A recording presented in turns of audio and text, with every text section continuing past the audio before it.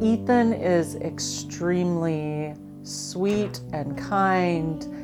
He is a good-hearted little boy. He's talented, he's smart, and he's been extremely courageous through this whole situation.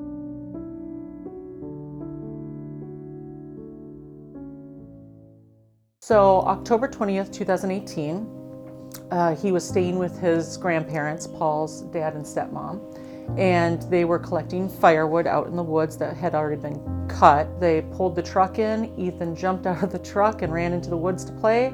By the time they got around to the back of the truck, Ethan was laying on the ground with a 5-inch round tree branch that had fallen about 30 feet onto his face. And I got a voicemail, and it said, "I am so sorry, Ethan's hurt, he's alive, they're flying him out." And that was it. We all made it to Marshfield Children's Hospital. We went to the emergency department, saw him laying on the stretcher. He had the neck brace and all the tubes. And they said basically they're taking him in for emergency surgery. His chances were not great. When the tree came down, it smashed his forehead, his orbits, his eyes, his nose. So we kind of anticipated him, if he survived, he would be wheelchair bound, nonverbal, and need full assistance for the rest of his life. And he surprised us. He surprised everybody. Oh, he has. He's surprised everyone. He didn't have an interest in music before his accident at all. And the music therapist, Amanda was his music therapist at the hospital, she came by twice a week and they played the ukulele and the drums, and he ate it up.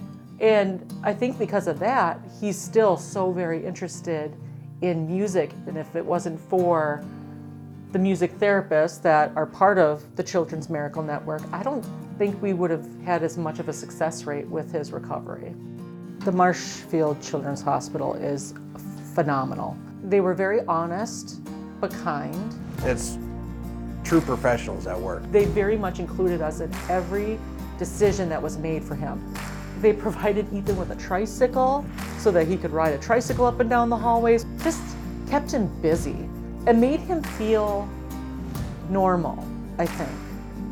They really came through for us, for Ethan. And I think it really sped up his recovery because they trick him into doing things to better himself without making it seem like work. It was such a huge group effort, and they flowed so well together. The continuation of care from one place to another was wonderful. Everybody knew what the other was doing, and they made sure that his needs were covered. He is so positive. He is never upset. He is never angry. I think he can do whatever he wants and whatever he puts his mind to. He might have to work a little bit harder, but I think he's capable of doing whatever he wants to do. The fact that he survived is one thing. The fact that he's survived and exceeded any expectations that were put upon him is pretty phenomenal. And I don't think that would have been possible without them. It just wouldn't have been.